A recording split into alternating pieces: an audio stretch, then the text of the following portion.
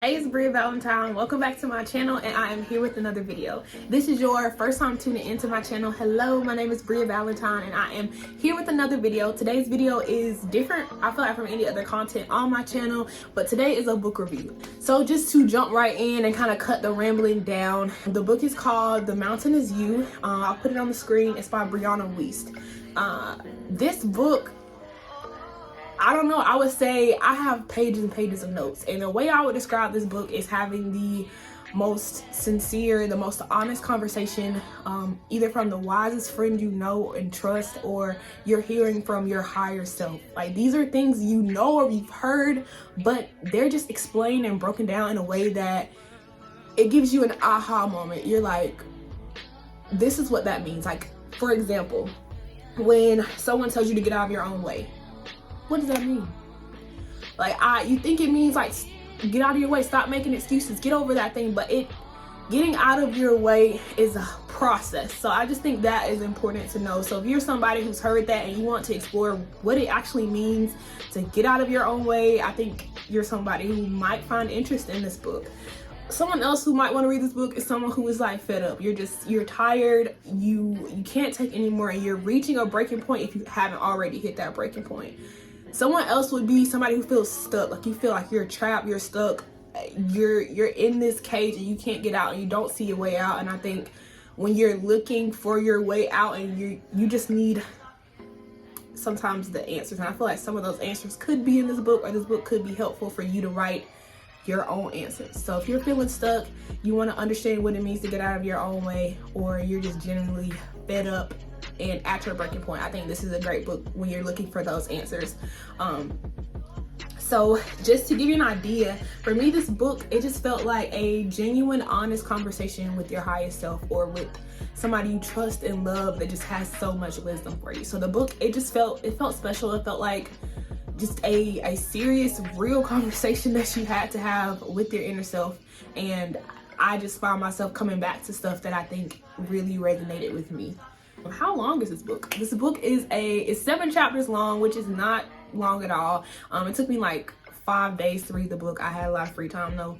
So I would say, I did a chapter a day for about a week, and I was done with it. And I'm already like kind of going back through just to make my notes more detailed, or see what things I really kind of need to focus on, where are my areas of growth after reading this book. And I will recommend the audiobook. I got the audiobook because I promise you, you will find yourself consistently wanting to write this stuff down, because you're like, I can't forget this. Oh my gosh, I gotta write this down. So I found myself enjoying the audiobook better than for me having like a physical book in my notepad and I'm like scribbling, like copying. I didn't want to do that. I was like listening.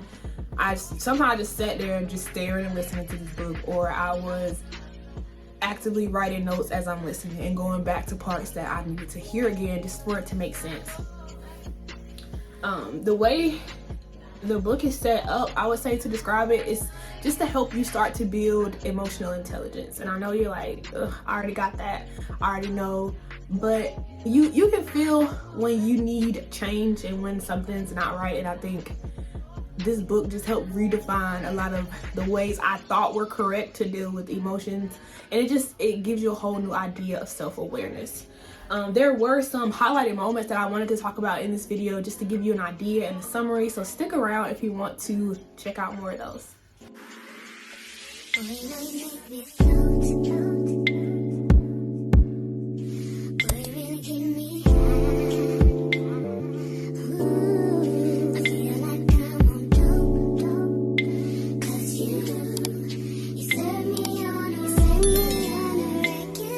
Some moments that I wanted to highlight that I thought were really important, without just giving you guys a rundown of what the book is, or it's just a nice summary, or some moments that I thought were really important, that really stood out to me, that I think can help you make a choice to decide if this book would be helpful. The first point would be anything new will feel uncomfortable. I feel like we hear that, but we don't understand that, and the book expanded on that topic really well. It talked about like adjustment shock, and what that is, and what that means when you reach that goal, you get where you want to be, but you still feel off, you still feel uncomfortable, you still feel weird. But it's just the idea that new things are uncomfortable, no matter if they're great new things, amazing new things. And it talked about how sometimes when you have the best things happening in your life, you still feel bad on the inside, or it prompts some depressive episode and you can't figure out, why can I not be happy for myself in this moment?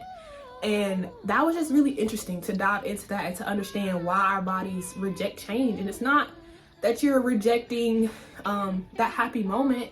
It's not that you are not grateful for that moment, but there is something else to address there, and there's something to look deeper into. And I think the books helps to familiarize yourself with that unknown and to understand that this is your mind trying to protect you from some unknown danger that may or may not really exist, but it's your body, your mind constantly trying to protect you. So that was just an interesting topic.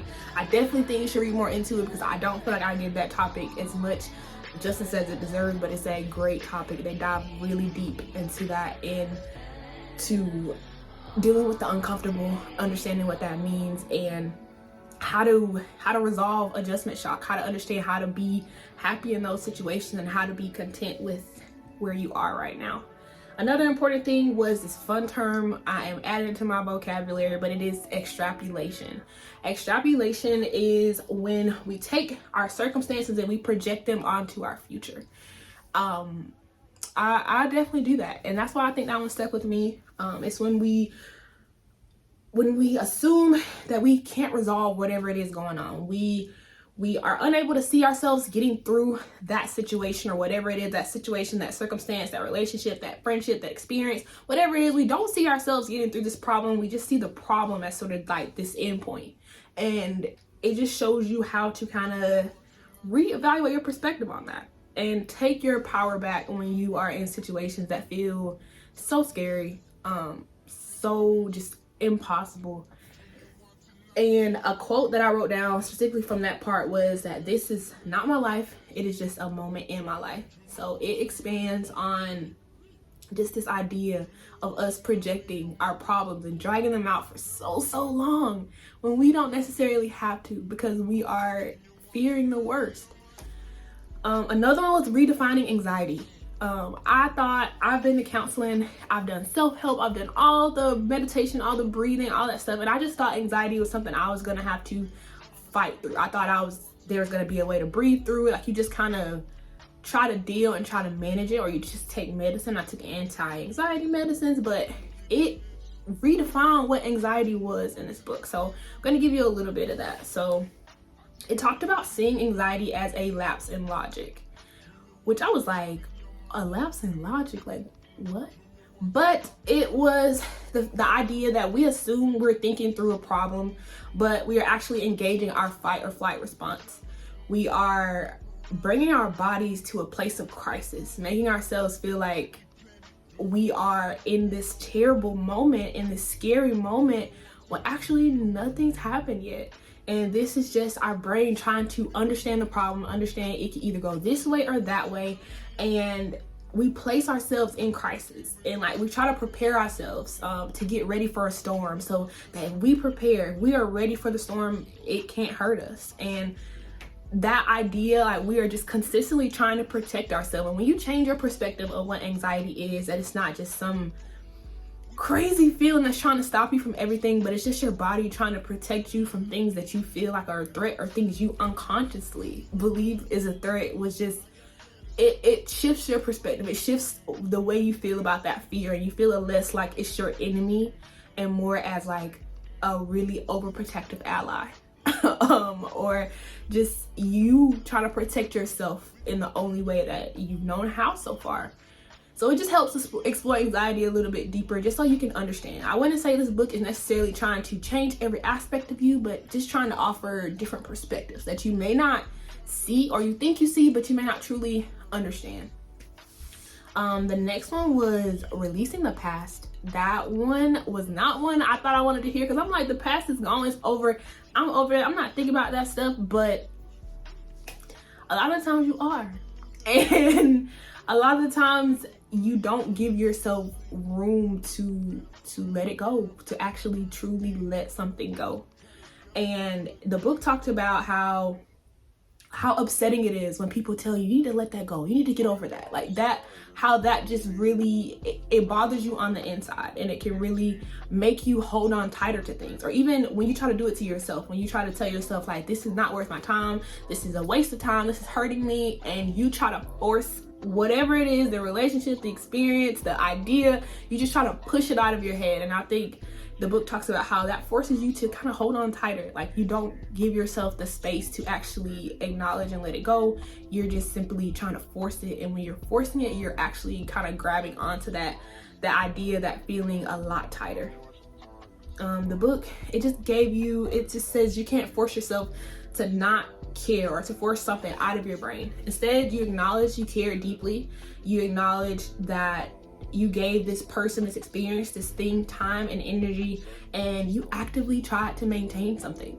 And it just gave you the realization to acknowledge what you feel, and it's okay to miss something, or it's okay to have loved an experience, but the first step in letting go is just acknowledging how much you cared about something. And to me, that sounded so backwards. I was like, why would I admit that when I'm trying to get over it? But that's how you get over it. And the book just dives into why that's important and why you're holding on, and just you realize like stuff affects you way more than you like to let on, because we want to be strong, but there are places and spaces to be vulnerable, and it's about understanding when to use that. So it comes back to building emotional intelligence. So I think this book is just really helpful in that idea. My very last highlighted moment would be the way it redefined self-discovery or self-care. Because I think self-care has become like shopping and fun, like a fun Instagram reel or fun TikTok, where they're just like showing all these beautiful, relaxing moments, and you're just journaling, you're just reading, you're going for a walk, you're just hanging out with your friends, or you're just taking a nap. And it does mean that in a lot of ways, but I think it just redefines what a self-care journey can look like, or just it could be more than that. It could be different from that, and that just may be one type of self-care, one way to care for yourself physically. It defined your journey of self-discovery as something silent, simple, and monumental.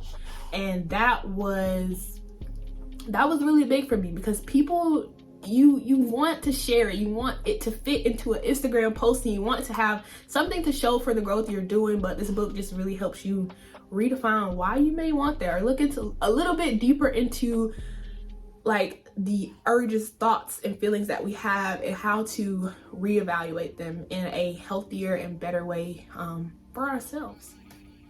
So overall, this book was really, really great. I feel like I am still learning. I am still reviewing my notes, but I just wanted to hop on my channel and do a really quick review. So maybe it's somebody else who's looking for these answers, or trying to understand themselves better, or they're just tired of the way things are and you can't figure out where to start and you don't know which way is up. This book was really helpful with